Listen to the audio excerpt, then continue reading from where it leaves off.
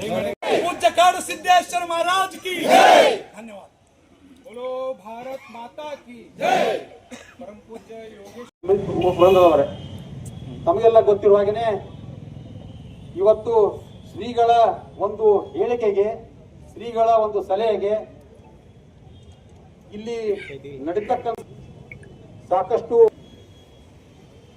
ಇದು ಯಾಕೆ ನಡೀತಾ ಇದೆ?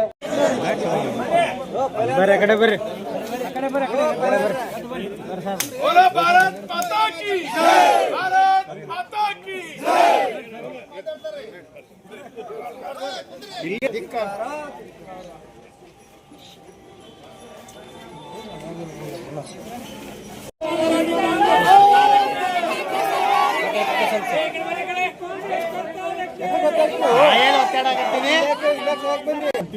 ಇದು ಗೋಲ್ಡನ್ ಟ್ರಯಾಂಗಲ್ ಇದರ ಅದರಲ್ಲಿ ನಮಗೆ ಆ ಪ್ರೊಟೆಕ್ಷನ್ ಸಿಗಬೇಕಾಗಿತ್ತು. ನಮ್ಮ ಕಡೇರಿ ಬೆಟ್ಟದ ಗುರುಗಳಿಗೆ ಅದು ಸಿಕ್ಕಿಲ್ಲ. ಇದು ಆರ್ಡರ್ ಇರೋದು violate of constitution provisions. Second, article 25 ನಮಗೆ ಕ್ಲಿಯರ್ ಆಗಿ ನಮ್ಮ ಧರ್ಮ ಪ್ರತಿಪಾದನೆ ಮಾಡೋಕ್ಕೆ ಹಕ್ಕದ. ನಮ್ಮ ಗುರುಗಳು ಇಲ್ಲಿ ಯಾವುದೋ ಸಮಾಜ ಘಾತ ಕೃತ್ಯಗಳು ಯಾವಾಗೂ ಹಿಸ್ಟರಿ ತೆಗೆದು ನೋಡ್ರಿ, ಎಲ್ಲಿಯೂ ಅವರು ಅಂತ ಕೆಲಸ ಮಾಡಲ್ಲ. ಆದಷ್ಟು ಸಮಾಜಕ್ಕೆ ಹಿತದ ಕೆಲಸ ಮಾಡ್ಕೊತ ಬಂದಾರ. ಆದರೂ ಸಹಿತ ಅದನ್ನು ಪರಿಗಣನೆ ಮಾಡಲಾರ್ದಾಗ ನೀವು ಏನು ನಿರ್ಬಂಧ ಹಾಕಿದ್ರಲ್ಲ, ಇದು ಟೋಟಲಿ ವೈಲೇಟಿವ್ ಆಫ್ ಕಾನ್ಸ್ಟಿಟ್ಯೂಷನ್ ಪ್ರೊವಿಷನ್. ಅದಕ್ಕೆ ದಯಮಾಡಿ ಕೈ ಮುಗಿದಾಗ ಕೇಳ್ಕೊತೀವಿ, ಇದನ್ನ ಆದಷ್ಟು ಬೇಗ ಉದ್ಧಾರ ಮಾಡ್ಕೋರಿ. ಮನವಿ ಓದಿ ನಿಮಗೆ ಕೊಡುವಂಥದ್ದಾಗಿರುತ್ತೆ. ಚರ್ಚೆ ಮಾಡೋದಿಲ್ಲ. ನಾವೆಲ್ಲ ಸಂತರು ಮುಂದಿದ್ದೀವಿ ಇರ್ತಕ್ಕಂಥ ಪ್ರಮುಖರು. ಸರ್, ಕಾಂಗ್ರೆಸ್ ಸರ್ಕಾರ ತಮ್ಮ ಮುಖಾಂತರ ಒಬ್ಬ ಸಂತರನ್ನ ಪ್ರತಿಬಿಂಬಿಸುವಂಥ ಕೆಲಸ ಮಾಡ್ತಾರೆ. ದಯಮಾಡಿ ನಾವು ವಿನಂತಿ ಮಾಡ್ತೀವಿ, ಸರ್ಕಾರ ಮಾಡೋದು ಪಾಪದ ಕೆಲಸಕ್ಕೆ ತಮ್ಮ ಸಹಿ ಆಗಬಾರ್ದು ಅಂತ ನಮ್ಮಿಂದ. ಯಾಕಂದರೆ ತಾವು ಒಬ್ಬ IAS ಅಧಿಕಾರಿಗಳಿದ್ದೀರಿ, ಈ ದೇಶದ ಸಂವಿಧಾನ ಕಾನೂನನ್ನು ರಕ್ಷಣೆ ಮಾಡ್ತಕ್ಕಂಥ ಜವಾಬ್ದಾರಿ ಗೌರವದಿಂದ ನಾವು ತಮ್ಮನ್ನು ವಿನಂತಿ ಮಾಡ್ತಾ ಇದ್ದೀವಿ. ಗೌರವಪೂರ್ವಕವಾಗಿ ಸಂತರ ಶಾಪಕ್ಕೆ ಅವರು ಒಳಗಾಗ್ತಾ ಇದ್ದಾರೆ. ಹಾಗೆ ಅದನ್ನು ತಮ್ಮ ಮುಖಾಂತರ ನಡೆಸೋದು ಬೇಡ ಅಂತಕ್ಕಂಥ ನಮ್ಮ ವಿನಂತಿ. ಸೆವೆರಲ್ ಸುಪ್ರೀಂ ಕೋರ್ಟ್ ಜಡ್ಜ್ಮೆಂಟ್ಸ್ ಕಡಿದಾವೆ. ಯಾವುದೇ ಕಾರಣಕ್ಕೂ ಸ್ವಾಮೀಜಿಗಳನ್ನು ತಡೆಯಲಿಕ್ಕೆ ಸಾಧ್ಯ ಇಲ್ಲ. ಅದಕ್ಕೆ ಈಗ ಏನಾಗಿರ್ತಕ್ಕಂಥ ಘಟನೆ ಆಗಿದೆ, ಅದಕ್ಕೆ ನಾವೆಲ್ಲರೂ ಕೂಡ ಶಾಂತ ರೀತಿಯಿಂದ ಹಿಂದೂ ಸಮಾಜ ಎಲ್ಲ ಬಂಧುಗಳು ಕೂಡ ನಾವು ವಿನಂತಿ ಮಾಡ್ತಾ ಇರ್ತೀವಿ. ಸ್ವತಃ ಬಂದು ದಯಮಾಡಿ ಆದೇಶನ ವಾಪಸ್ ತಗೊಳ್ಳಿ ಸರ್. ಈ ಸರ್ಕಾರ ಮಾಡುವಂಥ ಪಾಪದ ಕೆಲಸಕ್ಕೆ ನಾವು ಹೊಣೆ ಆಗಬಾರ್ದು. ತಮ್ಮಲ್ಲಿ ವಿನಂತಿ ಮಾಡ್ತೀವಿ. ಮನವಿ ಪತ್ರ ಇದೆ ಸರ್, ಸ್ವಲ್ಪ ಆ ಕಡೆ ಸರ್.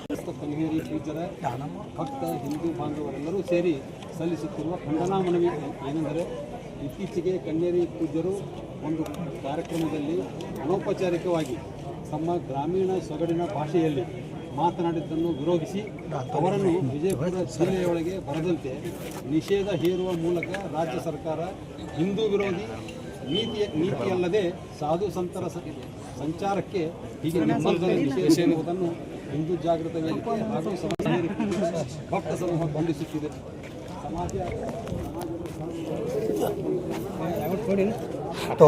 ಭಾರತ್ ಮಾತಾ ಕಿ, ಹಿಂದೂಸ್ತಾನ್ ಕಿ.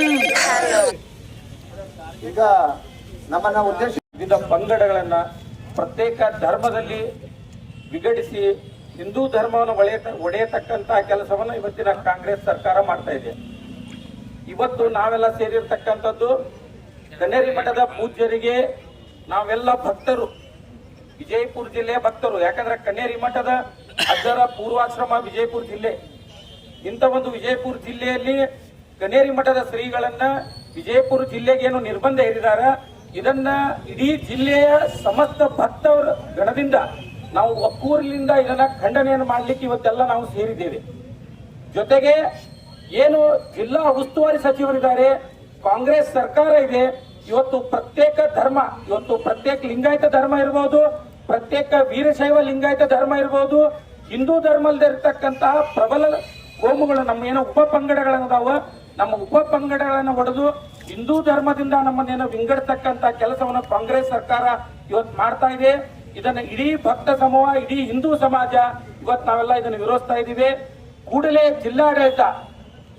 ಜಿಲ್ಲಾಡಳಿತ ಕನ್ನೇರಿ ಮಠದ ಶ್ರೀಗಳನ್ನೇನ ಜಿಲ್ಲೆಗೆ ನಿರ್ಬಂಧ ಹೇರಿದಾರ, ಇದನ್ನು ವಾಪಸ್ ತಗೋಬೇಕು ಅಂತೇಳಿ ಎಲ್ಲ ಭಕ್ತರ ಒತ್ತಾಸೆಯಾಗಿದೆ. ಭಕ್ತರು ಇವತ್ತು ಜಿಲ್ಲಾಡಳಿತಕ್ಕೆ ಮನವಿ ಮುಖಾಂತರ ಸಾಂಕೇತಿಕವಾಗಿ ಮೊದಲನೇ ಹೆಜ್ಜೆ ಇವತ್ತು ನಾವು ಮನವಿ ಪತ್ರವನ್ನು ಸಲ್ಲಿಸ್ತಾ ಇದ್ದೀವಿ. ಜೊತೆಗೆ ನೀವು ಕೂಡಲೇ ಇದನ್ನ ಹಿಂತೆಗೆದುಕೊಳ್ಳದೆ ಇದ್ರೆ ಇಡೀ ಜಿಲ್ಲೆ ಜನ ಜಿಲ್ಲೆ ಬಂದ್ ಅನ್ನು ಕರೆಗೊಳ್ಳೋದ್ರ ಮುಖಾಂತರ, ದೀಪಾವಳಿ ಮುಗಿದ ನಂತರ ಇಡೀ ಜಿಲ್ಲೆಯನ್ನ ಬಂದ್ ಮಾಡುವುದರ ಮುಖಾಂತರ ಕನೇರಿ ಮಠದ ಶ್ರೀಗಳ ಜೊತೆಗೆ ಇಡೀ ಜಿಲ್ಲೆ ಇದೆ ಅಂತಕ್ಕಂಥ ಮಾತನ್ನು ಈ ಸಂದರ್ಭದಲ್ಲಿ ಹೇಳಿ ಇನ್ನಷ್ಟು ಬಹಳಷ್ಟು ಜನ ಹಿರಿಯರು ಮಾತನಾಡಲಿದ್ದಾರೆ. ಇದೇನು ಕಾಂಗ್ರೆಸ್ ಸರ್ಕಾರ ಜಿಲ್ಲಾ ಉಸ್ತುವಾರಿ ಸಚಿವರು ಕೂಡಲೇ ಜಿಲ್ಲೆಯ ಜನರ ಒತ್ತಾಸೆಯಂತೆ ಕನೇರಿ ಮಠದ ಶ್ರೀಗಳ ಮೇಲೆ ಹೇರಿರ್ತಕ್ಕಂಥ ನಿರ್ಬಂಧವನ್ನು ವಾಪಸ್ ತೆಗೆದುಕೊಳ್ಳಬೇಕಂತೇಳಿ ಈ ಸಂದರ್ಭದಲ್ಲಿ ನಾನು ನಿಮ್ಮೆಲ್ಲರ ಮುಖಾಂತರ ಆಗ್ರಹಿಸುತ್ತೇನೆ. ಭಾರತ್ ಮಾತಾ ಕಿ. ಇವತ್ತು ನಮ್ಮ ಬಿಜಾಪುರ ಜಿಲ್ಲೆಯಲ್ಲಿ ಕಳೆದ 15ನೇ ತಾರೀಕಿನ ದಿವಸ ಪರಮ ಪೂಜ್ಯ ಕನ್ನೇರಿ ಮಠದ ಶ್ರೀಗಳನ್ನ ಬಿಜಾಪುರ ಜಿಲ್ಲೆಗೆ ನಿರ್ಬಂಧನ ಮಾಡಿ ಇವತ್ತು ನಾವು ಹೋರಾಟದಲ್ಲಿ ನಾವೆಲ್ಲರೂ ಭಾಗಿಯಾಗಿ ಪರಮ ಪೂಜ್ಯರ ನೇತೃತ್ವದಲ್ಲಿ ನಮ್ಮ ಎಲ್ಲ ನಾಯಕರ ನೇತೃತ್ವದಲ್ಲಿ ಇವತ್ತು ಎಲ್ಲ ಅಧಿಕಾರಿಗಳಿಗೆ ಒಂದು ಮನವಿಯನ್ನ ಸಲ್ಲಿಸಬೇಕು ಅಂತಕ್ಕಂಥ ಒಂದು ಸಂದೇಶ ವಿಚಾರದಲ್ಲಿ ಇವತ್ತು ಅಂಬೇಡ್ಕರ್ ಸರ್ಕಲ್ ನಿಂದ ಇವತ್ತು ಜಿಲ್ಲಾಧಿಕಾರಿಗಳ ಕಚೇರಿಗೆ ಹೋಗಿ ಒಂದು ಮನವಿಯನ್ನು ಸಲ್ಲಿಸ್ತಕ್ಕಂಥ ಇವತ್ತು ಭಾಗವಹಿಸ್ತಕ್ಕಂಥ ಎಲ್ಲ ಸಮಸ್ತ ಹಿರಿಯರಿಗೆ ಪರಮ ಪೂಜ್ಯರಿಗೆ ಮಾಧ್ಯಮದ ಸ್ನೇಹಿತರಿಗೆ ನಾನು ಧನ್ಯವಾದಗಳನ್ನ ಹೇಳಲಿಕ್ಕೆ ನಾನು ಬಯಸ್ತೇನೆ. ವಿಶೇಷವಾಗಿ ನಾನು ಸುದ್ದಿ ತಿಳಿದ ನಂತರ ಮಾಧ್ಯಮದ ಎಲ್ಲ ನನ್ನ ಹಿರಿಯರನ್ನ ನನ್ನ ಸ್ನೇಹಿತರನ್ನ ಕರೆಸಿ ಮಾಧ್ಯಮದಲ್ಲಿ ನಾನು ಹೇಳಿಕೆಯನ್ನು ನಾನು ಕೊಟ್ಟಿದ್ದೇನೆ. ಆದ್ರೆ ಇವತ್ತು ಕನ್ನೇರಿ ಮಠದ ಪರಮ ಪೂಜ್ಯರು ಅವರು ಬೇರೆ ಯಾರು ಅಲ್ಲ, ನಮ್ಮ ಬಿಜಾಪುರ ಜಿಲ್ಲೆಯವರು. ಆ ಬಿಜಾಪುರ ಜಿಲ್ಲೆಯವರು ಕನ್ನೇರಿ ಮಠದ ಇವತ್ತು ಕೋಲ್ಹಾಪುರದಲ್ಲಿ ಅತಿ ದೊಡ್ಡ 500-600 ಎಕರೆ ಜಮೀನಿನಲ್ಲಿ ಇವತ್ತು ಬಡವರು ಇರ್ಬೋದು, ಯಾರೇ ಬಂದರೂ ಕೂಡ ಅವ್ರಿಗೆಲ್ಲ ವ್ಯವಸ್ಥಿತವಾಗಿ ಇವತ್ತು ಎಲ್ಲ ಪರಮ ಪೂಜ್ಯರನ್ನ ಒಳಗೊಂಡು ಇವತ್ತು ಸಲಹೆ ಕೊಡ್ತಕ್ಕಂಥ ಇವತ್ತು ಯಾರಾದರೂ ಇದ್ರೆ ಅದು ಕನ್ನೇರಿ ಮಠದ ಶ್ರೀಗಳು ಅಂತಕ್ಕಂಥದ್ದು ನಾವೆಲ್ಲ ಮರಿಬಾರ್ದು. ಆದ್ರೆ ಇವತ್ತು ಉದ್ದೇಶಪೂರ್ವಕವಾಗಿ ಇವತ್ತು ಮುಂದಿನ ತೀರ್ಮಾನಗಳಲ್ಲಿ ಇವತ್ತು ಏನಾದರೂ ಕನ್ನೇರಿ ಮಠದ ಶ್ರೀಗಳು, ನಾನು ಮೊನ್ನೆ ಒಂದು ವಿಷಯನ ನಾನು ತಿಳ್ಕೊಂಡೆ, ಇಲ್ಲಿ ಇವತ್ತು ದೊಡ್ಡ ಪ್ರಮಾಣದಲ್ಲಿ ಗುರುಕುಲವನ್ನ ಸ್ಥಾಪನೆ ಮಾಡಿ ಕೋಲ್ಹಾಪುರದಲ್ಲಿ ಎಲ್ಲರಿಗೆ ಒಂದು ಒಳ್ಳೆ ಶಿಕ್ಷಣ ಕೊಡ್ತಕ್ಕಂಥ ಪರಮ ಪೂಜ್ಯರ ನೇತೃತ್ವದಲ್ಲಿ ಏನೋ ಬಿಜಾಪುರ ಜಿಲ್ಲೆಯಲ್ಲಿ ಮತ್ತೊಂದು ಗುರುಕುಲ ಮಾಡಿ ಏನಾದರೂ ಹುನ್ನಾರ ಮಾಡಬಹುದು ಅಂತಕ್ಕಂಥ ಒಂದು ಉದ್ದೇಶದಿಂದ ಇವತ್ತು ಪರಮ ಪೂಜ್ಯರನ್ನ ಇವತ್ತು ಏನ್ ಮಾಡಿದ್ರಪ್ಪ ಅಂದ್ರೆ ಬಿಜಾಪುರ ಜಿಲ್ಲೆ, ಬಾಗಲಕೋಟೆ ಜಿಲ್ಲೆಯಲ್ಲಿ ಇವತ್ತು ಯಾವುದೇ ಜಿಲ್ಲೆಯಲ್ಲಿ ಅವರು ಬರಬಾರ್ದು ಅಂತಕ್ಕಂಥ ಒಂದು ಜಿಲ್ಲಾಡಳಿತ ಒಂದು ಆದೇಶವನ್ನು ಹೊರಡಿಸಿದ್ದಾರೆ. ಈ ಆದೇಶ ಹೊರಡಿಸ್ಲಿಕ್ಕೆ ಕಾರಣ ಏನು? ಈ ಕಾರಣ ಯಾವ ರೀತಿಯಿಂದ ಕಾರಣ ಹೊರಡಿಸಿದ್ರಿ? ಇವತ್ತು ನಮ್ಮ ಜಿಲ್ಲಾ ಉಸ್ತುವಾರಿ ಸಚಿವರು ಉದ್ದೇಶಪೂರ್ವಕವಾಗಿ ಇವತ್ತು ಜಿಲ್ಲೆಯಲ್ಲಿ ಪರಮ ಪೂಜ್ಯರು ಇಲ್ಲಿ ನಮ್ಮ ಬಿಜಾಪುರ ಜಿಲ್ಲೆಗೆ ಬರಬಾರ್ದು ಅಂತ ಹೇಳಿ ಒಂದು ರಾಜಕಾರಣ ಮಾಡಿದ್ರು. ಯಾಕಂದ್ರೆ ಇವತ್ತು ನಿಮ್ಗೆ ಗೊತ್ತಿದೆ, ಪರಮ ಪೂಜೆ ನಡೆದಾಡುವ ದೇವರು ಪರಮ ಪೂಜೆ ಸಿದ್ದೇಶ್ವರ ಶ್ರೀಗಳ ಅತಿ ಹತ್ತಿರದಲ್ಲಿರ್ತಕ್ಕಂಥ ಇವತ್ತು ಮೈಸೂರಿನ ಶ್ರೀಗಳು ಮತ್ತು ನಮ್ಮ ಕನ್ನೇರಿ ಮಠದ ಪರಮ ಪೂಜರು. ಇವತ್ತು ಅವರ ಅತಿ ಹೆಚ್ಚಿನ ಒಳನಾಡು ಇರ್ತಕ್ಕಂಥ ಪರಮ ಪೂಜರ ಇವತ್ತು ಸಿದ್ದೇಶ್ವರ ಶ್ರೀಗಳಿಗೆ ಇವರು ಅವಮಾನ ಮಾಡ್ದಂಗೆ ಆಗ್ತದೆ ಅಂತಕ್ಕಂಥ ಮಾತನ್ನ ನಾನು ಹೇಳಿಕ್ಕೆ ನಾನು ಬಯಸ್ತೀನಿ. ಯಾಕಂದ್ರೆ ಕನ್ನೇರಿ ಮಠದ ಶ್ರೀಗಳಿಗೆ ಯಾರಾದ್ರೂ ಯಾವುದೇ ಶಬ್ದ ಯೂಸ್ ಮಾಡಿದ್ರೆ ಅವ್ರಿಗೆ ಹಕ್ಕಿದೆ ಎಲ್ಲ ಶ್ರೀಗಳಿಗೆ. ಇವತ್ತು ಯಾರೇ ಗೌಡ ಹೋಗ್ಲಿ, ಯಾವುದೇ ವಾಲಿಕರ್ ಹೋಗ್ಲಿ, ಯಾವುದೇ MLA ಹೋಗ್ಲಿ, ಯಾವುದೇ MP ಹೋಗ್ಲಿ, ಅವ್ರು ಎಲ್ಲರಿಗೆ ಅವ್ರು ಮಾತಾಡ್ತಕ್ಕಂಥ ಭಾಷೆ ಯಾವ್ದಪ್ಪ ಅಂತಂದ್ರೆ ಅವ್ರು ಬಾರ್ಲಿ ಗೌಡ, ಬಾರಪ್ಪ ಅಂತ ಹೇಳಿ ಅವರು ಸತದಿಂದ ಮಾತಾಡ್ತಕ್ಕಂಥದ್ದು. ಈ ಎಲ್ಲ ಪರಮ ಪೂಜೆಯರು ತಮಗೆ ಏನಾದ್ರೂ ನೋವು ಹೋಗಿದ್ರೆ ಅದು ಕನ್ನೇರಿ ಮಠದ ಶ್ರೀಗಳ ಮುಂದೆ ಕುತ್ಕೊಂಡು ಅವ್ರು ವಿಚಾರ ಮಾಡಬಹುದತ್ತು, ಅವ್ರು ವಿಚಾರ ಮಾಡ್ತಕ್ಕಂಥ ಶಕ್ತಿ ಅವ್ರಿಗಿದೆ. ಆದ್ರೆ ಇವತ್ತು ಜಿಲ್ಲಾಡಳಿತ ದಿಢೀರ್ನೆ ಇವತ್ತು ಬಿಜಾಪುರ ಜಿಲ್ಲೆಗೆ ಬರಬಾರ್ದು ಅಂತಕ್ಕಂಥ ಇದು ನಾಟಕಿ ಏನ್ ನಡೆದಪ್ಪ ಅಂತಂದ್ರ ಜಾತಿ ಒಳಗೆ ಬೀಜ ಬಿತ್ತಿ ಎಲ್ಲರನ್ನ ಮಾಡ್ತಕ್ಕಂಥ ಹುನ್ನಾರ ಯಾರಾದ್ರೂ ಮಾಡಿದ್ರೆ ಅದು ಜಿಲ್ಲಾ ಉಸ್ತುವಾರಿ ಸಚಿವರು ಅಂತಕ್ಕಂಥ ಮಾತನ್ನ ನಾನು ಹೇಳಿಕ್ಕೆ ನಾನು ಬಯಸ್ತೇನೆ. ಆದ್ರೆ ಬಿಜಾಪುರ ಜಿಲ್ಲೆ ಮಾಡಿದ್ರು, ಈಗ ಬಾಗಲಕೋಟೆ ಜಿಲ್ಲೆ ಮಾಡಿದ್ರು. ಅದ್ರ ಉದ್ದೇಶ ಏನದು? ನಾವು ಇಷ್ಟೇ ಸೂಕ್ಷ್ಮವಾಗಿ ಹೇಳ್ತೀವಿ. ಇವತ್ತು ಬಹುಸಂಖ್ಯೆಯಲ್ಲಿ ನಾವು ಏನ್ ಕೂಡಿದೀವಿ, ಜಿಲ್ಲಾಡಳಿತಕ್ಕೆ ಜಿಲ್ಲಾಧಿಕಾರಿಗಳಿಗೆ ನಾನು ಮನವಿ ಮಾಡ್ಕೊತೀನಿ, ತಾವು ಏನು ಆದೇಶ ಮಾಡಿದ್ರಿ ಅದು ಹಿಂದೆ ಪಡಿಬೇಕು. ಅದು ಹಿಂದೆ ಪಡಿಲ್ಲ ಅಂದ್ರೆ ದೀಪಾವಳಿ ಆದ ಮರುದಿವಸ ನಾವು ಯಾರು ದೀಪಾವಳಿ ಮಾಡಕ್ ಕೊಡಂಗಿಲ್ಲ. ಆದ್ರೆ ಇದು ಹೋರಾಟ ಬಹಳ ದೊಡ್ಡ ಪ್ರಮಾಣದಲ್ಲಿ ಮಾಡ್ಬೇಕಾಗ್ತದೆ. ತಾವು ಆದೇಶವನ್ನ ಹಿಂದೆ ಪಡಿಬೇಕು ಅಂತಕ್ಕಂಥ ಮಾತನ್ನ ಹೇಳಲಿಕ್ಕೆ ನಾನು ಬಯಸಿದ ಬಂಧುಗಳೇ. ಇದು ಬಹಳ ಜನ ಮಾತನಾಡೋದ್ರೆ ಅದಕ್ಕೆ ನಾನು ಹೆಚ್ಚಿಗೆ ಮಾತನಾಡದೆ ಇವತ್ತು ಶಾಂತಿಯುತವಾಗಿ ಜಿಲ್ಲಾಧಿಕಾರಿಗಳಿಗೆ ಒಂದು ಮನವಿಯನ್ನು ಕೊಟ್ಟು ಅದನ್ನ ಸ್ವೀಕಾರ ಮಾಡಿ ಆದೇಶ ತಾವು ಹಿಂದೆ ಪಡಿಬೇಕು ಅಂತ ಹೇಳಿ ಜಿಲ್ಲಾಧಿಕಾರಿಗಳಿಗೆ ಮನವಿಯನ್ನು ಮಾಡ್ತೀನಿ. ಈ ಷಡ್ಯಂತ್ರ ಜಿಲ್ಲಾ ಉಸ್ತುವಾರಿ ಸಚಿವರು ನೀವು ಮಾಡೋದನ್ನ ಬಿಡ್ರಿ, ಇಂತ ಹೇಳಿ ಕೆಲಸಗಳನ್ನ ಮಾಡೋದು ಬಿಡ್ರಿ. ಈ ಸರ್ಕಾರಿ ವೈದ್ಯಕೀಯ ಕಾಲೇಜು ಸ್ಥಾಪನೆ ಮಾಡಬಾರ್ದು ಅನ್ನತಕ್ಕಂಥ ಮಾಡಬೇಕು ಅಂತಕ್ಕಂಥ ಒಂದು ಹೋರಾಟದಲ್ಲಿ ಇವತ್ತು ಸತತವಾಗಿ ಒಂದು ತಿಂಗಳ ಕೂತಾರೆ. ಅವ್ರಿಗೆ ಕೂಡ ರಾತ್ರಿ ಬಂದು ಅವ್ರಿಗೆ ಧಮಕಿ ಕೊಡ್ತಾರ, ನೀವ್ ಹೇಳ್ರಿ ಅಂತ ಹೇಳಿ ಯಾವ ಕಾಲಕ್ಕೂ ಹೇಳಂಗಿಲ್ಲ. ಸರ್ಕಾರ ಸರ್ಕಾರಿ ಮೆಡಿಕಲ್ ಕಾಲೇಜು ಇಲ್ಲೇ ಆಗಬೇಕು. ಇವತ್ತೇನು ನಮ್ಮ ಕನ್ನೇರಿ ಮಠದ ಶ್ರೀಗಳು ಆದೇಶ ಮಾಡಿದ್ರೆ ಅದು ಹಿಂಪಡಿಬೇಕು ಅಂತಕ್ಕಂಥ ಮಾತನ್ನ ಈ ಸಂದರ್ಭದಲ್ಲಿ ಹೇಳಿ ನಾನು ಹೆಚ್ಚಿಗೆ ಮಾತಾಡಲಿಕ್ಕೆ ಅವಕಾಶ ಮಾಡಿಕೊಟ್ಟಂತ ಎಲ್ಲರಿಗೂ ಧನ್ಯವಾದಗಳನ್ನು ಹೇಳಿ ಒಂದೆರಡು ಮಾತುಗಳು ಮಾಡಿ. ಧರ್ಮ ಹೊಡೆಯುವಂತ ಕೆಲಸವನ್ನ ಎಂ ಬಿ ಪಾಟೀಲ್ರೆ ನೀವು ಹಿಂದೆ ಒಂದ್ಸಾರಿ ಮಾಡಿದ್ದೀರಿ, ನೆನಪಿದ್ಯಾ? ಅದಕ್ಕೆ ನಿಮ್ಮ ಸರ್ಕಾರನ ಮನೆಗೆ ಕಳಿಸಿದ್ದಕ್ಕೆ ನಿಮ್ಮ ಕೆಪಿಸಿಸಿ ಅಧ್ಯಕ್ಷರು ತಪ್ಪಾಯಿತು ಸ್ವಾಮಿ ಅಂತ ಕರ್ನಾಟಕದ ಜನರನ್ನ ಹಿಂದೂ ಸಮಾಜದವ್ರನ್ನ ವೀರಶೈವ ಲಿಂಗಾಯತರನ್ನ ನೀವು ಕ್ಷಮೆ ಕೇಳಿ ಅಧಿಕಾರ ನೀವು ತಡೆದ ಯಾರು ಗೊತ್ತಾ? ಬೆಂಕಿನ ತಡೆದಿದ್ದೀರಿ ನೀವು. ತಡೆಯಿರೋದು ಬೆಂಕಿನ.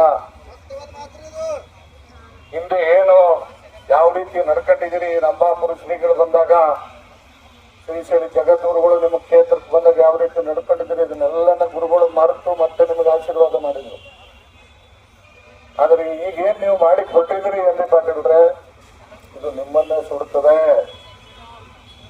ನಾನು ನಿಮ್ಮ ಒಳ್ಳೇದಕ್ಕೆ ಮಾತು ಹೇಳ್ತಾ ಇದ್ದೇನೆ. ದಯಮಾಡಿ ಜಿಲ್ಲಾಧಿಕಾರಿಗಳ ಮುಖಾಂತರ ನೀವೇನು ರಾಜಕೀಯ ಕುತಂತ್ರ ನಡೆಸಿರಲ್ಲ, ರಾಜಕೀಯ ಮಾಡ್ರಿ. ನಾವು ರಾಜಕೀಯ ಮಾಡ್ತೀವಿ, ನೀವು ಮಾಡ್ರಿ. ನಾವು ಬಿಜೆಪಿಯಿಂದ ರಾಜಕೀಯ ಮಾಡ್ತಾ ಇದ್ದೀವಿ, ನೀವು ಕಾಂಗ್ರೆಸ್ನಿಂದ ರಾಜಕಾರಣ ಮಾಡ್ತಿದ್ದೀವಿ. ರಾಜಕಾರಣ ಮಾಡೋದು ಆದ್ರೆ ಸ್ವಾಮೀಜಿಗಳನ್ನ ಕರೆತಂದು ಅವ್ರನ್ನ ಮುಂದಿಟ್ಕೊಂಡು ರಾಜಕಾರಣ ಮಾಡಕ್ ಹೊರಟಿದಿರಲ್ಲ.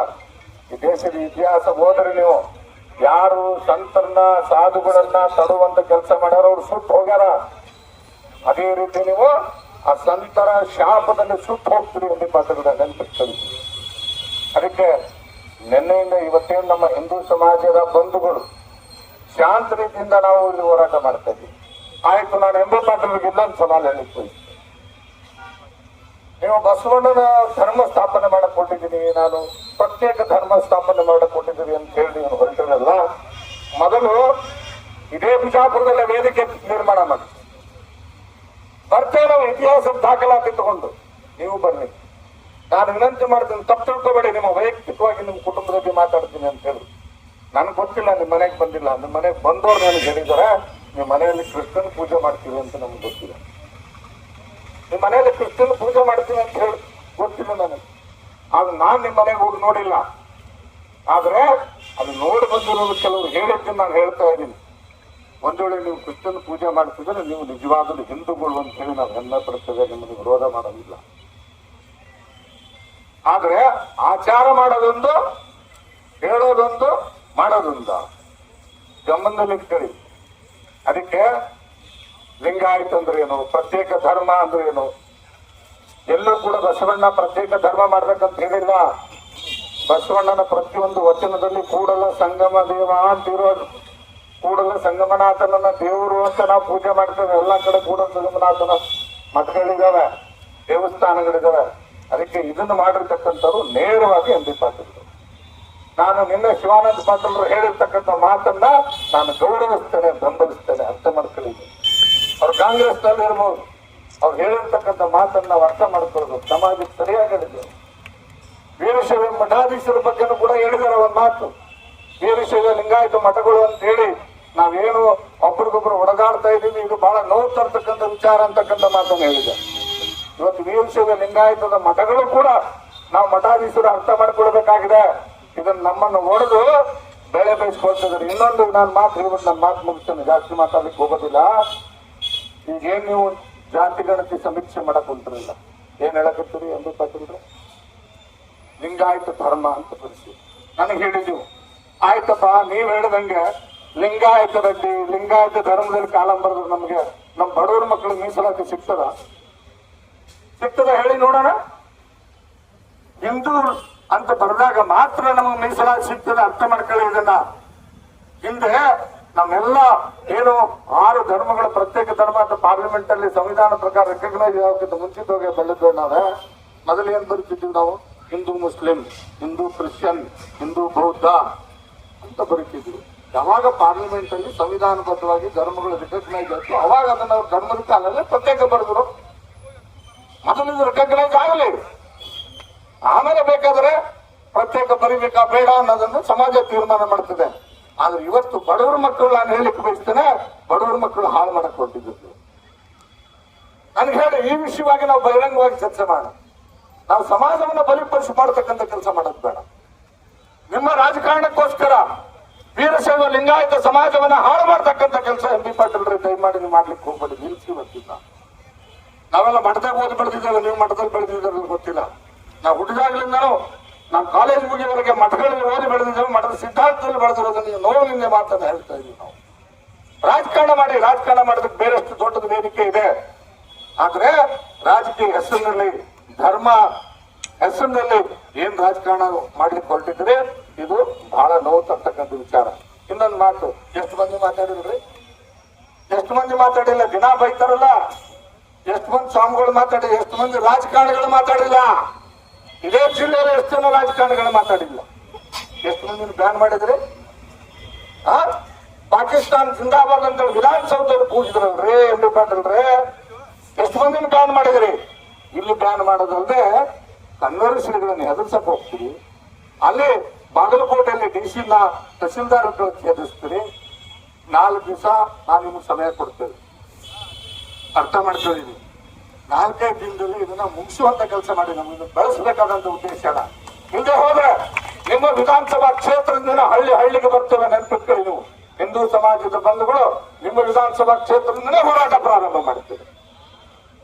ಎಲ್ಲಿಗೆ ಬಂದಿರ್ತದೆ ನೋಡ, ಬಿಜಾಪುರ ಜಿಲ್ಲೆಯಲ್ಲಿ ರಾಜಕಾರಣ ಇಲ್ಲಿಗೆ ಬಂದಿರ್ತದೆ. ನಾವೇನು ಯಾರು ಕೂಡ ಬಳೆ ಹಾಕೊಂಡು ಕೂತಿಲ್ಲ. ಆದ್ರೆ ರಾಜಕಾರಣದಲ್ಲಿ ಧರ್ಮ ಧರಿಸಬಾರದು. ನಮ್ಮ ಗುರುಗಳು ಯಾರೇ ಸ್ವಾಮಿಗಳು, ಕೆಲವು ಸ್ವಾಮೀಜಿಯವರು ಮಾತಾಡಾರ ನೋಡ್ಬಿಟ್ರೆ ನೀವು ಯೂಟ್ಯೂಬ್ನಾಗ ಬೆಂಕಿ ಬರ್ತೈತಿ. ಆದ್ರೆ ನಾವು ಯಾರು ಮಾತಾಡ್ಲಿಕ್ಕೆ ಹೋಗಿಲ್ಲ. ಯಾಕಂದ್ರೆ ಇರ್ಲಿ, ಏನೋ ಗುರುಗಳು ಮಾತಾಡಾರ ಬಿಡು, ಇವತ್ತಿನ ನಾಳೆ ಸರಿ ಓದಿತ್ತು ಅಂತೇಳಿ. ಆದ್ರೆ ನೀವು ಇದರಲ್ಲಿ ರಾಜಕಾರಣ ಮಾಡ್ತೀರಿ. ಅದು ಕನ್ನೇರು ಶ್ರೀಗಳಂತವ್ರು ಬಸವ ತತ್ವವನ್ನ 100ಕ್ಕೆ 100 ಪಾಲನೆ ಮಾಡಿದಂತ ಈ ಭಾಗದಲ್ಲಿ ಯಾರಾದ್ರೂ ಒಬ್ಬರು ಸ್ವಾಮಿಗಳಿದ್ರೆ ಮೊದಲು ಕನ್ನೇರು ಶ್ರೀಮಗಳು ಪ್ರಥಮ ಸ್ಥಾನದಲ್ಲಿ ನಿಲ್ತಾರೆ. ಬಸವ ತತ್ವ ಏನ್ ಹೇಳ್ತೈತಿ? ಪ್ರತಿದಿನ ಕಾಯಕ ಮಾಡಬೇಕು, ಕೆಲಸ ಮಾಡದೆ ಊಟ ಮಾಡಂಗಿಲ್ಲ. ಕೆಲಸ ಮಾಡಿದ್ದೇನು ಬರುತ್ತಲ್ಲ ಆದಾಯ, ಅದನ್ನ ಊಟ ಮಾಡಿ ಉಳಿದುಕ್ಕೆಲ್ಲೂ ಸಮಾಜಕ್ಕೆ ದಾಸೋಹ ಮಾಡಬೇಕು ಅಂತವ್ರು ಮಾಡೋರು ನಿಮ್ ಸುತ್ತಮುತ್ತ ಇದ್ರಲ್ಲ. ಮೊನ್ನೆ ಮುಖ್ಯಮಂತ್ರಿಗಳಿಗೆ ವಿಭೂತಿ ಪಟ್ಟ ಹಚ್ಚಿ ಹೂವು ಹಾಕೋದ್ರಾಗ ಸುತ್ತಮುತ್ತಲ್ಲಿ ಎಷ್ಟು ಮಂದಿ ಅದರಪ್ಪ ಪ್ರತಿನಿತ್ಯ ಕಾಯಕ ಮಾಡಿ ದಾಸೋಹ ಮಾಡೋದು ಒಂಚೂರು ಪಟ್ಟಿ ಕೊಡ್ತೀರಾ? ಇಲ್ಲ ಬಹಿರಂಗ ಚರ್ಚೆಗೆ ಬರ್ತೀರಾ? ಮಾಡಿ, ಅದು ಚರ್ಚೆ ಆಗ್ಲಿ ಸಮಾಜದಲ್ಲಿ. ಅದನ್ನು ಬಿಟ್ಟು ಸಮಾಜ ಹೊಡಿತಕ್ಕಂಥ ಕೆಲಸ ದಯಮಾಡಿ ನಿಲ್ಲಿಸಬೇಕು ಅಂತ ಹೇಳಿ ಇವತ್ತು ವಿನಂತಿ ಪೂರ್ವಕ ಆಗ್ರಹ ಮಾಡ್ತಾ ಇದ್ದೇವೆ. ಇದಕ್ಕೆ ಏನಾದ್ರೂ ನೀವು ಮುಂದುವರಿಸಿದ್ರೆ ಎಂ ಬಿ ಪಾಟೀಲ್ ರೇ, ನಾವು ನಿಮ್ಮ ವಿಧಾನಸಭಾ ಕ್ಷೇತ್ರದಲ್ಲಿ 8 ವಿಧಾನಸಭಾ ಕ್ಷೇತ್ರದಲ್ಲಿ ನಾವೆಲ್ಲ ಕೂಡ ನಾಯಕರುಗಳು ಸವಾಲಾಗಿ ಸ್ವೀಕಾರ ಮಾಡ್ತೇವೆ. ಇದೇ ವಿಷಯ ಮುಂದಿನ ಚುನಾವಣೆಯಲ್ಲಿ ಚರ್ಚೆ ಆಗಲಿ, ಅದಕ್ಕೆ ನಾವು ತಯಾರಿದ್ದೀವಿ. ಆದ್ರೆ ಸ್ವಾಮಿಗಳು ಕರ್ಕೊಂಡು ಬೇಡ. ಸ್ವಾಮಿಗಳು ಮೊದಲ ಅವ್ರು ಏನು ಆದೇಶ ಇದೆ ಅದನ್ನ ವಾಪಸ್ ಪಡ್ಕೊಂಡ್ರೆ, ನೀವೇನು ನಿಮ್ಮ ಸಿದ್ಧಾಂತ ಇದೆ ನೀವು ಹೇಳ್ರಿ, ನಮ್ಮ ಸಿದ್ಧಾಂತದ ಏನ್ ಹೇಳ್ತೇವೆ ಜನರ ಮುಂದೆ ಹೋಗೋಣ, ಜನ ತೀರ್ಮಾನ ಮಾಡ್ಲಿ ಅಂತಕ್ಕಂಥ ಮಾತನ್ನು ಹೇಳಿ ಈ ಸಂದರ್ಭದಲ್ಲಿ ಮಾತಾಡ್ಲಿಕ್ಕೆ ಅವಕಾಶ ಮಾಡಿಕೊಟ್ರೆ